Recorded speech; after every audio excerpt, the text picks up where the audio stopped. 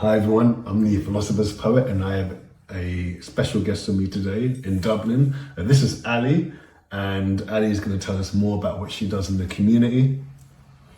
So hi, hi everyone. But yes, my name is Ali. I actually love going by Aderayo more now. Okay. That's my middle name and that's my poet stage name. Yeah. So I myself, I'm a poet. I'm many things. And at the moment, I'm running like monthly, bi-monthly poetry events centered around communal reflections. So we run it kind of like open mic style versus a little bit more, and that's been fun, and that's how I met you. So this is fun. Yeah, so we met at one of your rough draft events. I think it was February. It was excellent. So it was like you had two parts, and then you had a middle section where it was like everyone writing something. And a great collection of artists and poets. Fantastic time, really organic, which is what I love. Like I hate when it's too staged, So that you were probably the second open mic event I went to in Dublin. So it was like 2026 was when I sort of branched out after being a hermit for the first 6 months. Hit over here, yeah. Okay. Oh, very cool. And you also run a rough draft event now in Nigeria. Yes. Which I was amazed. That's a fantastic project. Yeah. Do you know what the funny thing with that? It happened on a whim, but with everything I'm doing now, I realize they don't actually. It's not a whim. Like it's always by design. Yeah. And I find a lot of things like that because all of this really actually started with me having this nudge to start sharing my writing with the world. So writing has always been my own, we all have something that's like, it's mine, I don't share it, it's personal. And writing was that for me. And then sometime last year, a lot of things happened and I just kept getting this internal pull. It's like, this is time to share. Yeah. Stop coordinates. And it was funny because I wanted to, then in that way, I was like, okay, well, if I just write for me, I write really free flow. I don't care about the order, whatever. I just write. But I'm like, if I want people to understand what I'm saying, I need to also get in the headspace of actual writers. Yeah. And I wanted to be in rooms where there were more writers and poets and the likes. And so it brought me to, I saw an open mic event while I was out in Lagos after a heartbreak. Heartbreak. And funnily enough, he was a poet and I write, so we used to joke about that. I'm like, poetry, I could always do it, but it didn't come as naturally because for me, every poem I'd written up to then was always, it just comes in one go. Yeah. So I didn't think it was a thing that was primarily mine. And then went to that open mic event and just in the moment, I was like, oh, this is how you do it. This is how you really get people to dialogue. And the fact that the aspect of open mic, you're literally giving people permission to let their voice be heard. But do you see that? The moment you categorized it, you put it in a box, whereas before you had a sense of freedom with it. And you almost had to take it out of that box to actually express it again. So it's like you decided to take all that sort of infinite water of life and put it through a tap because someone said something, this is writing, this is poetry, and then once on stage or thereabouts, it all came out. So it's amazing sometimes we limit ourselves, That's why I think of it as the magic of writing, which I'll get into another time with you after this, but so just to narrow the conversation down a bit, what I really want to talk to you about today, and this probably taps into your writing because the last poem I heard from you was spoken in 3 different dialects. So this does tap into that, and everything is connected. We had a very interesting conversation just before the Nguemo play about religion. So I'd love for you just to expand on that, start from where you feel comfortable starting and your own journey. Okay. So, oh my God.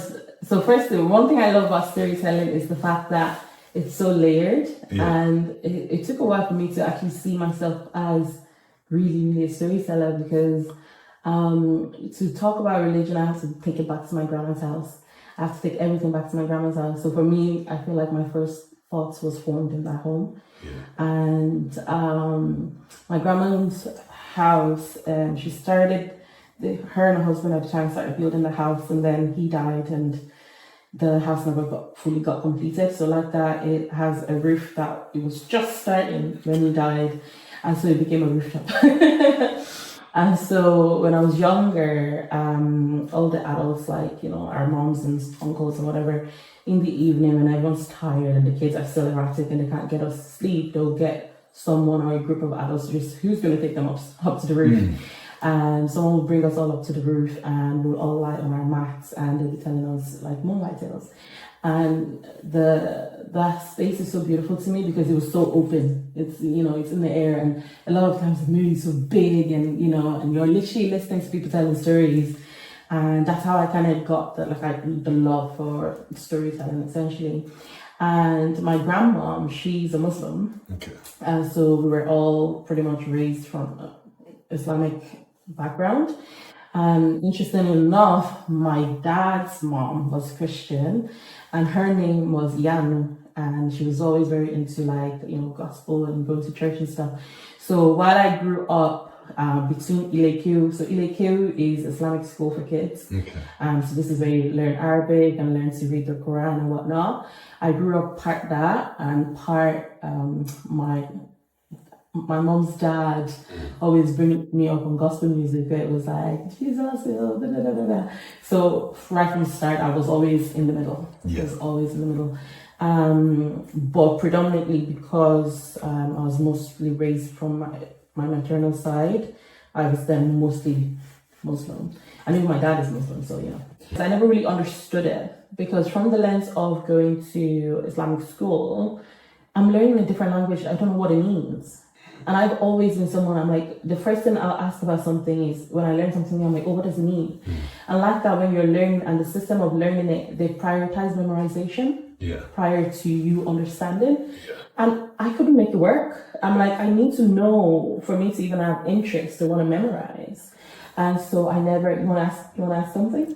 Well, it's just interesting because it's interesting how if religions are such an existential part of our existence, and they prepare us for the life beyond life, so to speak, it's interesting that in some respects it can be boiled down to an academic exercise. So you start off with the prerequisite that this is true because the book says so, and then you're memorizing. And memorizing is excellent for debating, but not necessarily for understanding.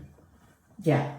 That's the thing that for me, even with in the poetry space, I love watching poets do what poets do, especially when they're just spitting and it's it's from doing all of this, I'm learning about Islam champions and this and that. Like, oh wow, this is all very interesting. But for me, and that's where the name Rough Draft kind of came from, you could not get me to memorize shit. Because in order for me to memorize something, I must know it so the back of my hands.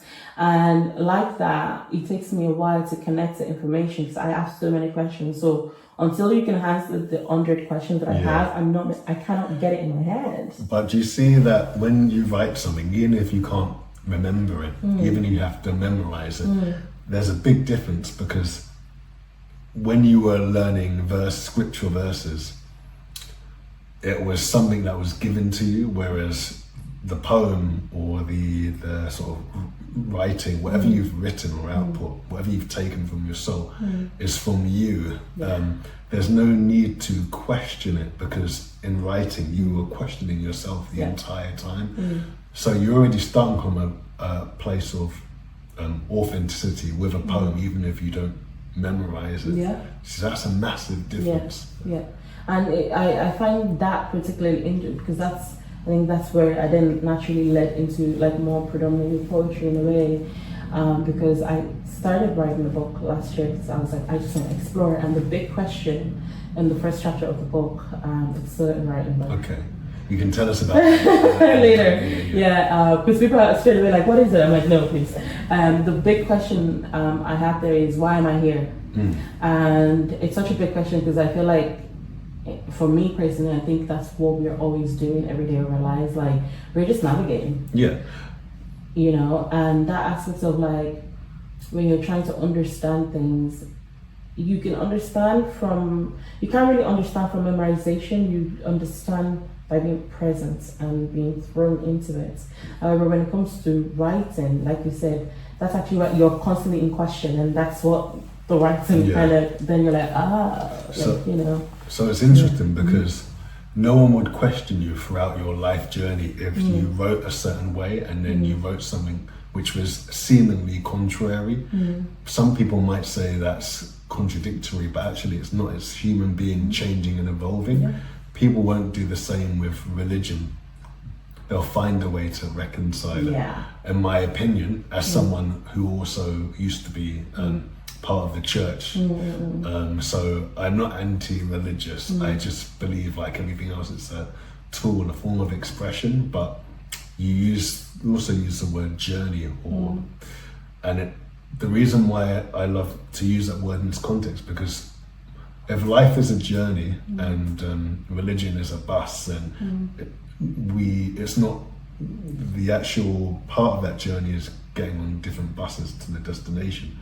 And so perhaps we confuse the journey with the destination and think, I've converted to this, I've changed my mind about this, therefore this is where I need to end up, when actually it's just part of our journey. There's constant movement. And so I guess the problem is if you have dogma which says this is it and this is your eternity and you can't change, that's in some ways that's also stifling your ability to create, your ability to question, your ability to evolve. When you were talking about the journey and using the bus analogy, the way I have it in my head is our words are our steps. So, and like that with words, no matter how much you know how to speak, there's always room to increase your vocabulary. There's always room to expand your usage of words. And so when you toy that with the fact that, in a journey, if your words are your step, then that means the journey can go in any direction.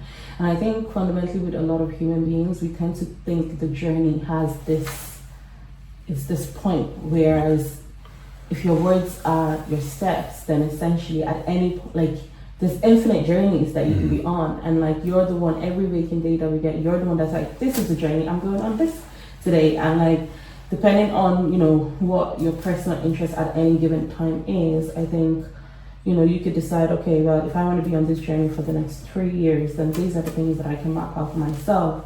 But I think before people find alignments between a journey that feels right, that then they allow themselves to just go whichever direction, is that anyway, for me, I think I thought of my journey as, but you're meant to let life help you. You're meant to co-create with life, essentially. If I say, I want coffee, and for some reason it's when I get to the shop, for some reason it's when I ask for coffee, it's like, it's just finished. And then let's go to the shop, sorry, I was stuck. Then I'll be so frustrated because I'm like, I want coffee. But if it's just like, I would like to drink something, and then you see, there's option for coffee, there's option for this, there's option for that. And then you can be like, okay, I'm actually going to go for coffee. And it becomes more enjoyable, the experience. And then you find that your words literally guided you towards that journey, because and it is also, I think, with writing and questioning, I've learned to question better. Myself, anyway. So where are you now on this journey? Because we started with religion. So where's that journey taking you now? What are you currently exploring? What feels right to you in this moment and this time? And what has been helping you grow? This will help me actually answer. So I was at an event earlier today, and there were so we were asked to select questions from the pile of questions there. And this is, I'm loving that I have this. So these are the questions that I picked out. And the first one was, where do you go to be free? And the second one is, what is your simplest pleasure? And to me, they go hand in hand, because now in this journey, where I go to be free is anywhere my mind brings me to. So if my mind is like, go to this podcast and have a chat with Nathaniel, then I'll go and I'll explore that conversation, right? And in this moment, I'm enjoying it. This is a simple pleasure for me, because I'm having dialogue, I'm having the kind of conversation that I want to have. So to answer you more directly in this journey, I'm right here. Okay, that's excellent. Yeah. You're right here. What about you? Me, at this stage, of my existence. I am where I want to be, which is not attached to any particular dogma, just explore myself. Even this conversation is me having a conversation with another part of my essence through another human being. And so that's expansion. People, if you're very dogmatic, people tend to say it's very egotistical, but it's not, because I'm admitting that the same divine presence, the same unknowable thing in the ether that gives us wisdom and knowledge and agency is shared between not just you and me, but through everyone. And I'm just an aspect of it. So it's not me in the defiance of some sort of deity. It's actually me embracing the deity in a very fragmented form that I can, being in a physical body. That's how I see it. And I try not to get attached to labels. I've had a lot of labels in my lifetime. The Christian label. I've done all sorts of stuff with spiritualist groups, and I think I liked the idea of stepping out of a particular group, because I realized that there are many great good things I can pick up, but there are also things that are the same across any group.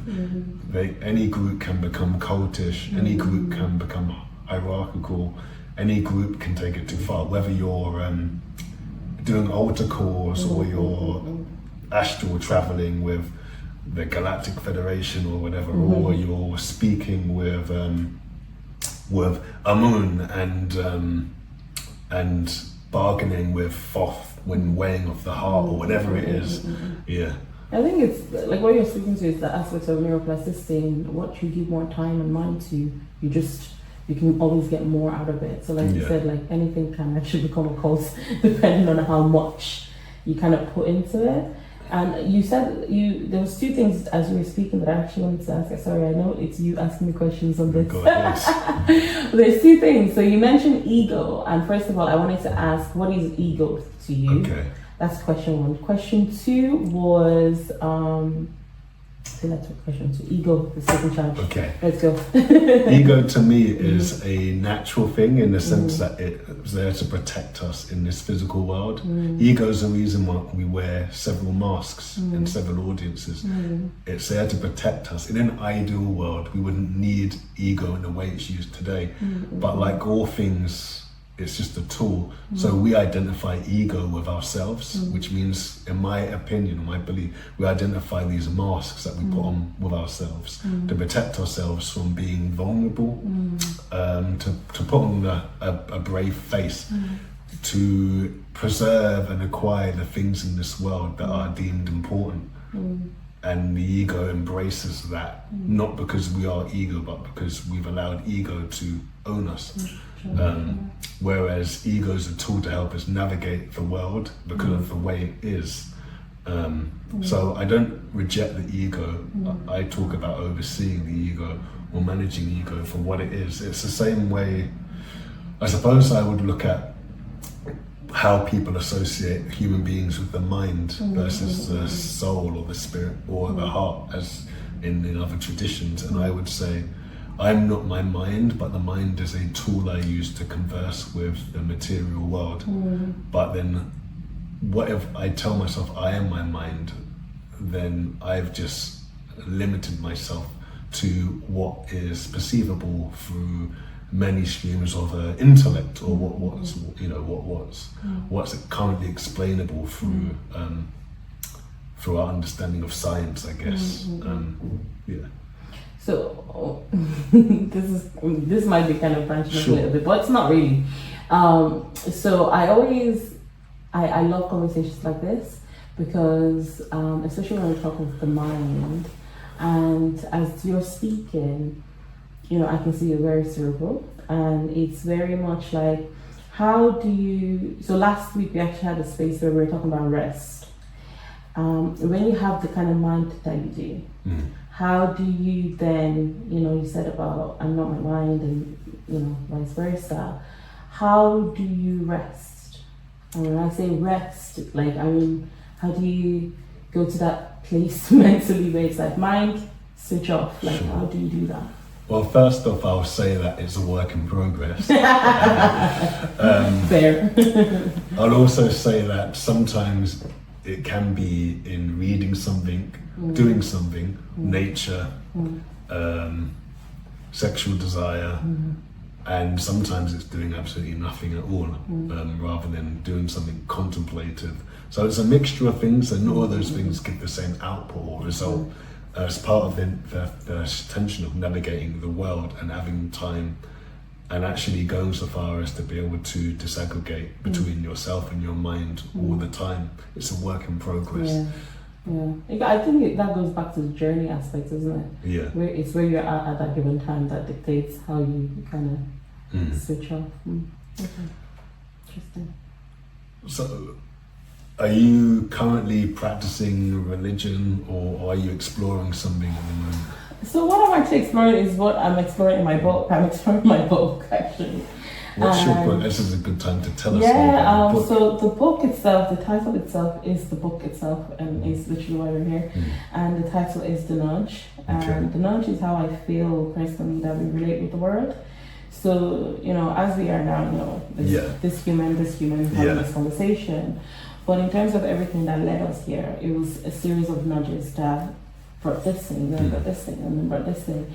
And when I started exploring why am I here, I'm like, what are those things that I saw but didn't realize I saw? What was I told but didn't pay attention until later? And how does that all weave in? Because when I then started writing and realizing that, oh wow, you're really, really a good storyteller. It became the first thing labels, yay! It became the first time being able to say I'm a storyteller was the first time I was not uncomfortable by a label. So a lot of the roles that I would have been in, other things I've done for work in whatever way, when you asked me, I'd be like, I get shy to say that. I get kind of uncomfortable, how do I say it? Like, it feels cringy. But the more I explored with my writing, if you ask, I'll say poet, I'll say storyteller, and I would not be fazed by it. And in a way, that's not even just about the fact that it's a label. Yeah. It's like innately that, and I think we are all storytellers. Not even I think, human beings. Yeah, I think we're all creators. If you are a writer, you're also a philosopher. Storytellers are shamans. If you think about it this way, the greatest stories about humanity ever told were myths in the ancient world. And myths don't have to be literally true to convey some sort of truth. In fact, they go so far as to talk about some sort of internal dialogue or struggle that humanity faces rather than being something that's historically accurate. We don't need something to be historically true to have truth in it, because there's a level of us that relates to truth as it concerns the human experience and the search for meaning or this hero's journey that we go on. I love that you say that, because that's exactly the thesis of what I'm working with in that. Because we all operate off one consciousness, you're not a part of anybody. We are all a part of each other's story, and like by virtue of existing, we are literally just telling stories with our lives. And the thing with that is, in order for this to happen, so many other things have to happen, and this is happening because 10 years from now something else linked to this is happening, right? And I think the way life as we know it so far, from my own lens anyway, it's always having us only believe kind of in the thing that's tangible, the thing that's here now. And anything until we bring it out into reality. It's even like when you have an idea and you're like, in your head, you're like, oh, this. But when you're saying it to people, they're kind of like, I don't know, because they can't see it because it's here. It's not there yet. And then it now becomes you co-create with your thoughts, with the universe, to bring that thing into fruition. So, and when it came to my writing practice and stuff, what I realized, and this is why I don't really practice a particular religion now, I just practice it from the sense of trying to see it as nudges, like, what does life ask me to co-create with it? That's the way I see. I think to be my own personal favorite quote for myself is, to be alive is a chance to co-create with life. So at any given time, if you're nudged to do something, you have to kind of think, where is that coming from? Was that something I saw, heard? Is it my ego being bruised? Is it my ISF calling? Like, what exactly is that nudge, right? But if I trust myself enough that I move in truth, I move in authenticity, whatever way I navigate with that nudge will be right for me. I love what you just said, and the reason why I love what you said is because the word nudge, quite often we understand the real voice that speaks to us to be subtle, to be silent. The loudest voices in the room, even in the world, are those voices trying to tell us that the world is black and white. You know, this is the right thing to do, this is the wrong thing to do. And I think this whole idea of authenticity, humanity in general, in my opinion, doesn't like the idea of authenticity. They would rather someone else tell them what to do. That's partly why religion, whilst it can be a good thing for someone seeking guidance, it can also become a very limiting thing at some point. If we really want to do the work, we have to confront these things rather than rest them on the shoulders of some sort of God or deity or Messiah. That doesn't take away from the messages, but the idea is a model of virtues rather than the idol of someone. That's how I think of it these days. And you're being brave in doing the work, because some people would say that if we didn't have certain religions or dogma, the world would go into chaos. I call when I religion, the way I settle it with myself now is, I call a lot of things systems of faith. Many things are just systems of faith. Religion is one of them. Yeah. Business is another. Science is another. And whatever you feel is more comfortable for you to find kind of meaning, or like, you know, this allows me to keep going. I think that's for, and it's really interesting that you said that, that aspect of, and that's the primary problem. A lot of us are so uncomfortable by self-exploration that we would rather someone else show us the way to do it. Yeah. And in that, you don't realize that you're literally leaving the power of your journey in someone's hands. In my book, I talk about our parents as like, think of them as tour guides. So they're your first initial tour guides in this life. But now, a lot of our parents, especially African parents, while they did a lot of things right, they did a lot of things really wrong too, in my opinion, right? And now, picture a tour guide that doesn't actually know where the fuck they're going. And he's bringing some people on this excursion, and you think you're going on this journey because you believe the tour guide knows what the fuck they're doing, but the tour guide is just bringing it and is just doing all of this. Then how do you think you're going to find your way? So this is excellent, because obviously you mentioned parents. I grew up with my mum, and my mum did many things right, but obviously she was still learning, and she was still in some ways a child, raising children. And so what I appreciate about that relationship I have with my mum now is she's grown as I've grown and changed. But the hard thing is that our parents, if they're not responsible for their own trauma, then we become the custodians of that as well. But then in the same way, it allows us to take part in the healing as well when we're mature enough. It doesn't sound fair on the surface of it, but there's no more healing than loving someone as you love yourself in whatever form that love takes. This is what I find really fascinating about parents-child relationship, especially mothers to their children. Because first of all, this links in about Paul. I'll put the question here for a second. What if God is dead? First of all.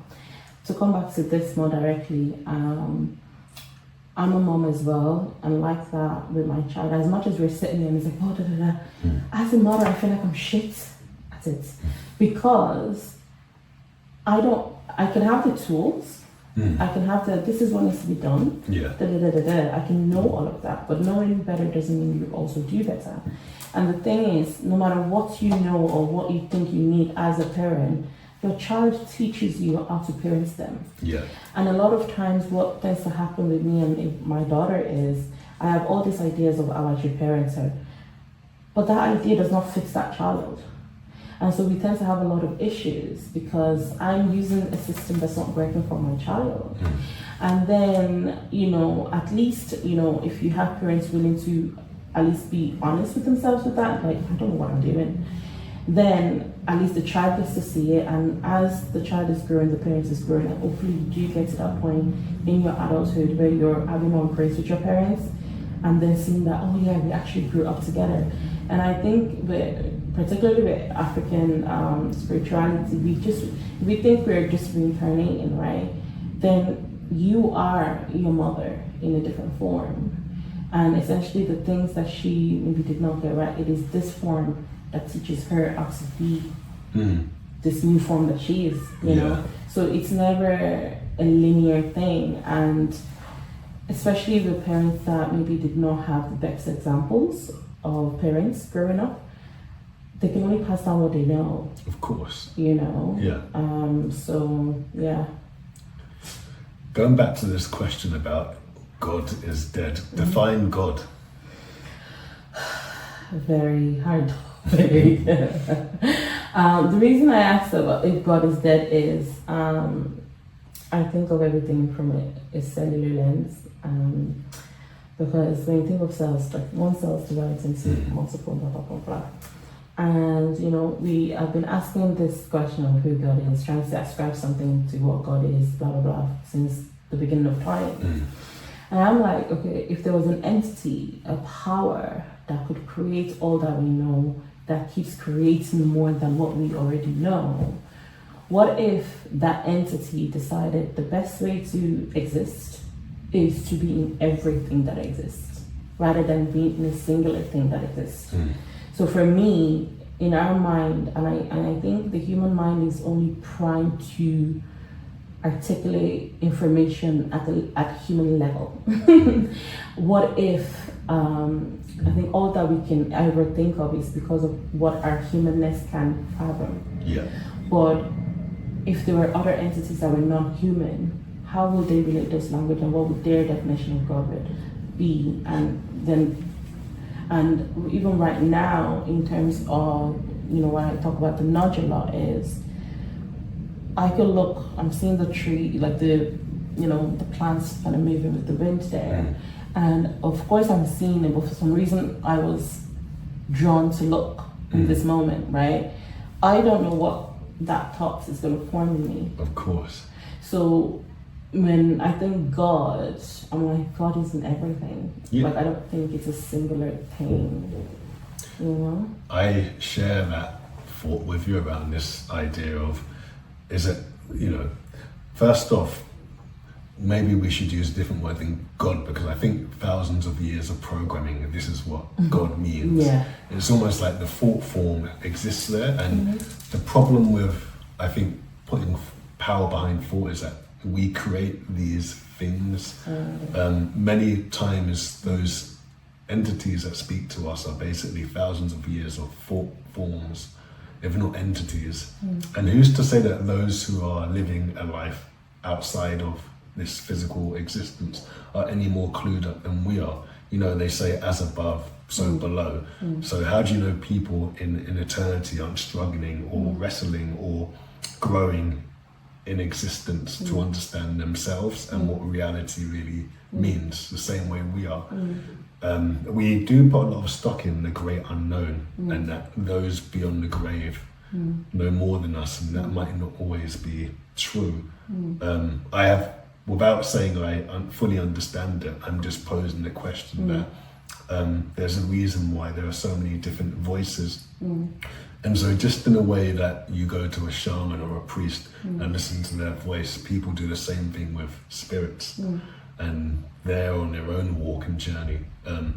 The concept of the idea of, let's for example, angels, take that away from the religious context. Maybe it's just beings on their journey, growing and understanding what they are and what reality is, and what it means to love in the most universal concept. And when we also think about it from the lens of like what you're saying about other beings, and like when people die, that's we as humans we accept that we're spiritual beings in bodies, in physical bodies. Then when the body of a person dies, their spirit goes where?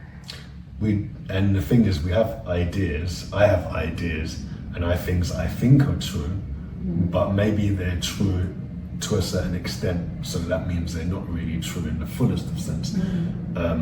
We have a limited purview, so I won't fully know until I cross the road myself. So, right now we see dimly through a glass, but there'll be a time when we will see clearly and we will be known as we are known. That's from the Bible, actually. Can I ask, have you ever had, do you have visions, or like what you would call as visions, where it is so clear that you're like, I've lived that, or I know that's not just a random passing thoughts? I used to have that quite a lot, actually, years ago, especially when I was going through this spiritual phase. I mean, I had a couple of visions during my Christian phase, but out beyond that, I had loads. And I think I got to the point, whether they were past lives or what people understand as past lives, or whether they were imprinted memories provided to me, they provided a learning experience, because I think the universe, or let's say the source of things, if it's us, is predicated towards learning lessons. I don't so much now, but then it's weird how some things come in and out of focus. So there might be a time where I have more, but at the moment, I'm kind of. Some people would say if you don't have visions within a dogma or system, then they're from the devil, for example. And that's sad again, because you're limiting an innate ability or right of human beings by putting it into a box of right or wrong. Interesting. Sometimes with this kind of conversations, there's the aspects of like, so one thing that I talk like as a Yoruba woman who is trying to be more rooted in what does it mean to be a Yoruba person, and what instinctively, what spiritual power am I tethered to?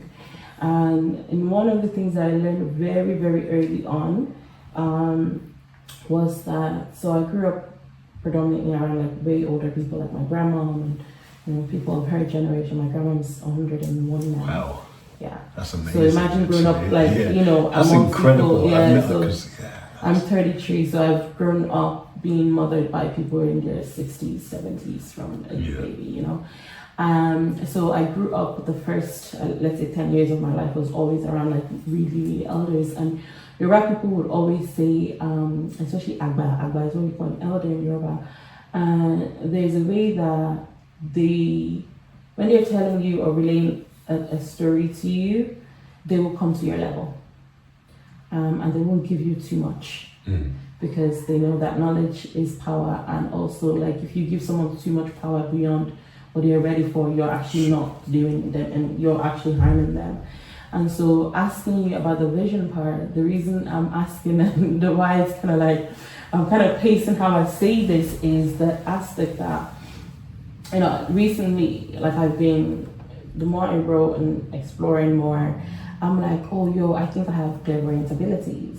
And in this day and age, especially where we grew up hearing about like magic is you're crazy, da, da. It can be really dangerous to say things like that, but not dangerous because of the people that don't know, but dangerous because there are people that know.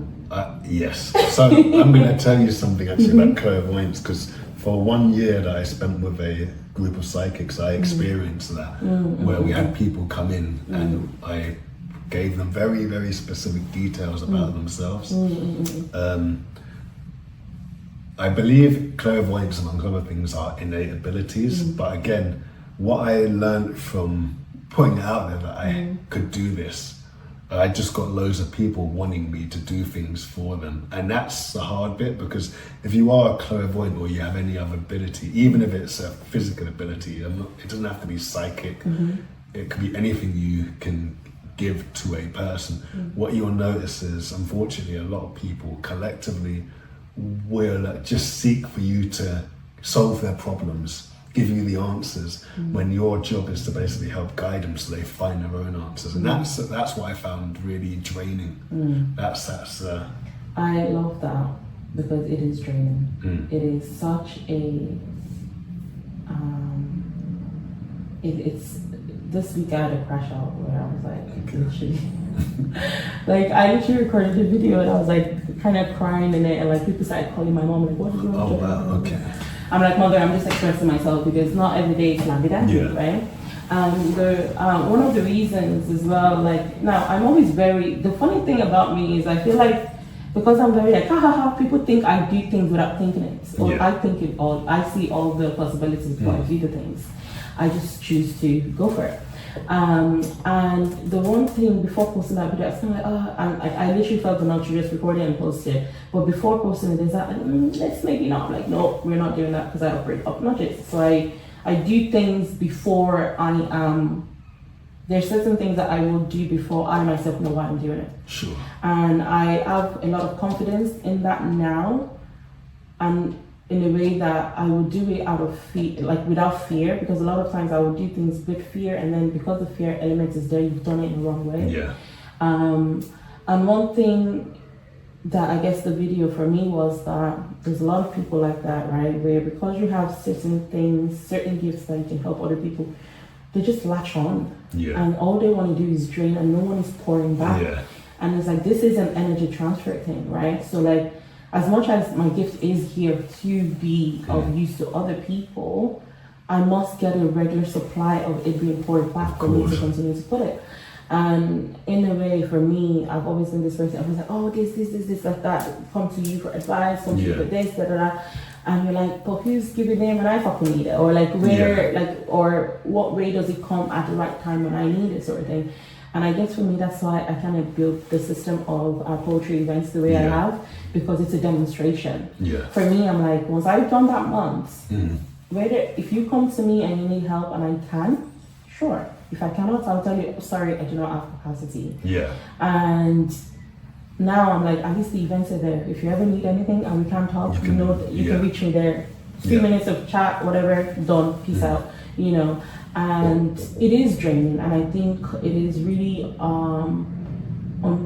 not to say unfair, it's part of the spiritual weight that comes with being like that, but a lot of times I think I would love for people to be more conscious of the fact that just because people do have certain gifts and talent, like I've always, from a very young age, I admire artists for their arts. Like I think the art, I'm like, oh, it's so beautiful, but I don't, like, I'm like, they're human being and this is their gift. Yeah. Do you know, so if they're given the gift, enjoy it, take what you can from it, leave the person alone. They're still trying to navigate life. So yeah, I find that interesting that like people just come, they want to take, and it's just it's like you're put on a pedestal, so the moment you actually make a mistake, which is normal, how dare you? Or like, oh, you know, there's a judgment is even worse, which is unfortunate, you know. Sometimes we don't know better, and that means we need people around us as well to understand and listen, rather than it being a one-way street. And there are amazing people out there, but I think collectively, sometimes I'm surprised where the bar is set, humanity in general. And I can include myself in that as well. Like, we're all a part of the problem, just like we are part of the solution. I think one thing for me, and you know, when you just mentioned about collectively, I do feel like for me personally, in this season of life, even for people, for the likes of me to come out and openly be talking about this, these are the conversations we're having are things that I just leave in my head. And when we're in the middle of people, I'm the clown. I'm like, let's just entertain ourselves and go. But then in that, you see that you're actually a part of the problem, because maybe they do need to be hearing all these things that you reserve for just your mind. And I think for me personally, one thing I'm recognizing a lot and I'm seeing a lot is the need for people like us to really be having this conversation and holding safe spaces for each other. And because everyone's journey, like we said, is very different, and it's gonna look like you don't know what stage in the person's journey is at. But like that, at least if there's that recognition that, hey, like, you know, this person has some kind of, I guess, spiritual gift that allows them to be, you don't know how that's going to manifest, whether good or bad, but being in their, circle somehow, like you do have an onus of like shared responsibilities to take care of each other. Interesting. Now tell me, from your sorry, I'm like go for you. it. Yeah, go on. From your so with everything we've discussed so far, I think you mentioned earlier, either before this or so, that you're from like a Christian. Well, yes. So my upbringing with my mum wasn't terribly religious. Went Sunday school because there are some good lessons in the Bible. I actually made a decision to go into the religion myself when I was looking for purpose. Okay. What age? Early to mid 20s. Okay. Yeah, because I was seeking purpose. Okay. But there were some other underlying things as well. So whilst it did help, it didn't address other things. So, like I said, it was a part of my life. It wasn't meant to be my entire life. As we said, like dogma tends to try to confine. So on both sides of my family, there are two religious strands. So on my mum's side, we have family back home in Jamaica and other relatives and people who are Jehovah's Witnesses. And then on my dad's side, so I got it wrong, Jehovah's Witnesses and also Seventh-day Adventists on my mum's side. So So I'm fortunate I didn't grow up so strongly on either side, but in the Caribbean, especially in Jamaica, most of the sort of Christianity is of the Baptist leaning. When I mean baptism is a Baptist, or Protestantism is a bit of a disambiguation. So like all these strands, like Seventh-day Adventist, Jehovah's Witness, Baptist, they're all leaning from Protestantism with some minor changes in what their core belief system is. So, but then they all see themselves as the truth. And I go back and I think of my grandma, who was one of my heroes, just like my mum. My grandma was strong, like my mum. But even she had the whole, like, the sort of white Jesus picture back in her home. I remember when I was a kid. And you have to accept at some point that generations are left with imprints of what's right and wrong, and you can't necessarily challenge them all the time. You have to accept them for who they are, because those beliefs also come with all the virtues that they do have, like the love they bestowed upon you, the humanity, and be gracious that you have the opportunity to challenge those things now. I think that's one thing that for me, in like I'm really conscious of in the way that I do express my artistry when it's very direct, is that I feel like we have a culture these days to always blame the previous generation for like this and that, the other. Whereas I'm like, while that is true, that's one side of it. There's always two sides to the coin. While that's one side of it, the reason that you have so much to navigate and toy with and question now and be able to say this is what I want are because of those very things.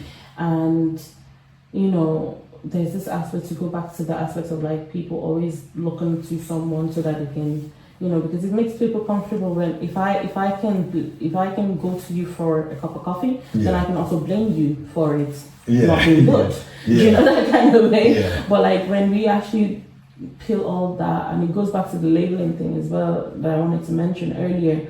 And depending on the religious, path that you follow, the familial tree that you trace, whatever way you find the way to navigate life, you'll find labels and titles and names. And a lot of times, what science has taught me from being in the lab, oh my God, my lab, we used to, because we got so many new staff all the time, labeling was always, the minute we get a new staff, we're like, oh my God, it's going to take like 3 months to get labeling right.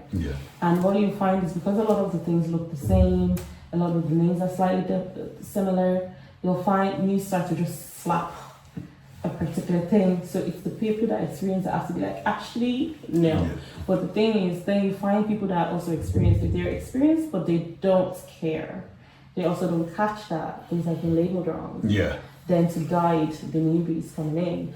And so when you think of that from the lens of like religion or, even like, tracing your ancestry and whatnot, if the people that came before you didn't really know, what they were doing because of the label that they met, they're just going to slap another label on it. Yeah. And then you're here slapping another label on it. And it's like, I think our generation, we're being tasked to maybe peel all that back. Because you'll be surprised how much you have in common without the labels.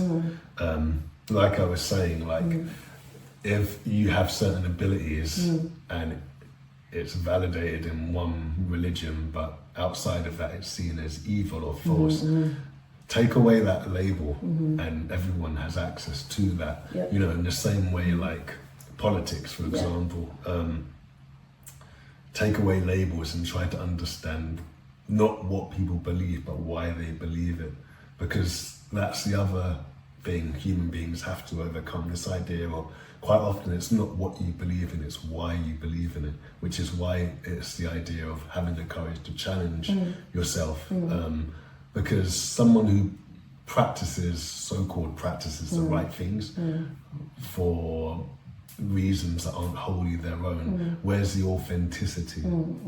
So that's a teaching that's universal to everyone, whatever life path you're on. Every so-called symbol of divinity or Christ consciousness, whatever you want to call it, has talked about this message. I'd go one step further and say that perhaps this idea of people coming to speak a message to humanity wasn't for them to become idols or gods, but for them simply to give a message. And when they left this world, whether you believe in them or not, they got turned into deities. And the funny thing as well is, apart from them getting turned into if you take any, prophets or something in the Bible, and you remember the pedestal that they're put on, they're just a human being, and their story in the Bible is shaped around the core part of what lesson they needed to learn. I might go one step further and say it's been shaped around the authors of the time, who led the who was in charge, whether it was the priest or the king. That's which is why there's so much divergence in the text and the messages. That's for another day. No, but that's why actually writing comes so important. I think the more, and this is why I'm always very much like, just write. Because when you actually write intentionally, especially when you start writing for the sake that you want an audience to consume it, then you have this responsibility of like, oh my God, like, what am I saying to people? Like, what am I doing? Because the thing is, when people read something, they're like, especially if it's people that have not really processed their own metanoia. You read something like, I fuck with that, but then why? I would encourage everyone, and this will be really hard, to read any book, whatever it is, whatever scriptures it is, like a book, rather than as an idol or something that's come down from the heavens. Because it'll allow you to critique it and take away the things that come from, if you want to call it God, and the things that don't come from God. And I use those words loosely. The reason why I say that is because it becomes a great equalizer of men and women, or human beings. I'll give you an example. If I can get wisdom out of a Harry Potter book, and I can get wisdom out of the Bible, and I can get wisdom out of the Bhagavad Gita, or I can get wisdom out of the next episode of Spider-Man or the X-Men, right? Then that also means that the person I bump into at the train station on the way home, who might have had a few too many to drink, can say something incredibly profound despite his inebriation or her inebriation. And the person who is the most so-called intellectually gifted can come out of the most narrow-minded thing. And that teaches us that we all have access to this thing.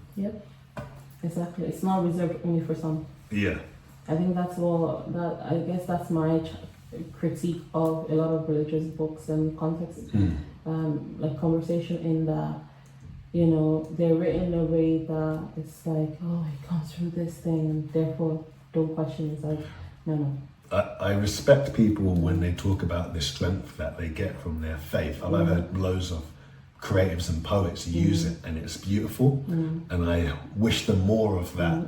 I'm just opening up the idea that you don't have to be scared of challenging some of the ideas that are contrary to your beliefs or ideals about love or the message.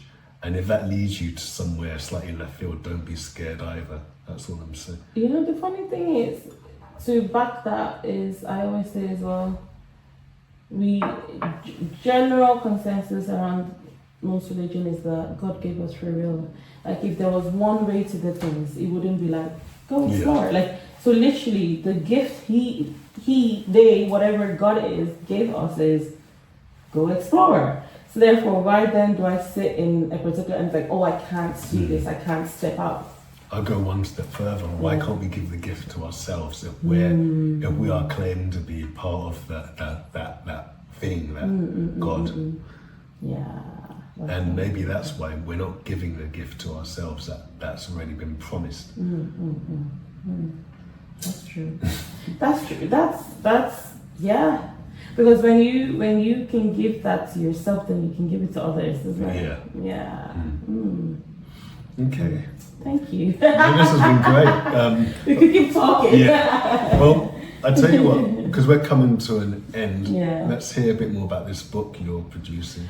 Oh God! So it's my own self-rediscovery journey. Yeah.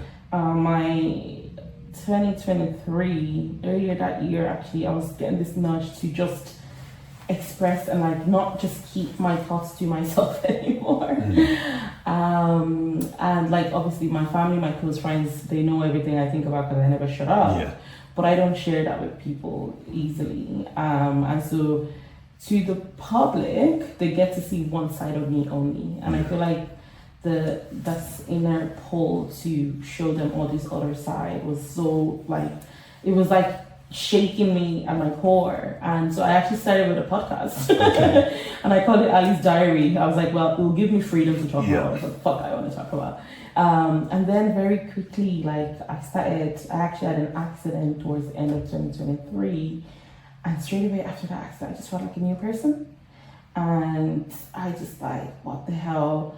And then in 2024, actually, I just had the thoughts and I wrote it down like I normally do. And when I wrote it down, reading it back, I was like, this is a prologue to a book. I was like, what the fuck? I was like, I'm not adding a book to my list because I have so many things I love to do. And then towards 2025, then it finally became very clear that I needed to write this book. And so it is a book of self-exploration.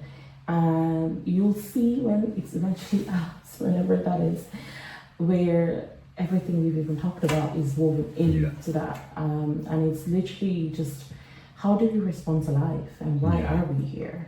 You know? So yeah. Well, I look forward to hearing further details about it coming out, and we could talk for days. To be honest, I could talk for days, but unfortunately we don't have the time. So I'd like to thank you for coming and having this conversation. I'm looking forward to further conversations and obviously collaborating with you in the future, because I think I'm actually quite excited about these conversations and the things we want to give to Dublin, to the people of Dublin, but to the world as well, and what the world and Dublin are going to give to us. In return, yes. No, it's amazing. It's actually so fun chatting to you about this kind of topic. So thank you for the invite, and I'm really excited to see what's to come too. And next time, I'll make you coffee. I don't even really like coffee like that. It was just an analogy. Okay. But no, thank you. Thank you everyone for joining us. Thank you.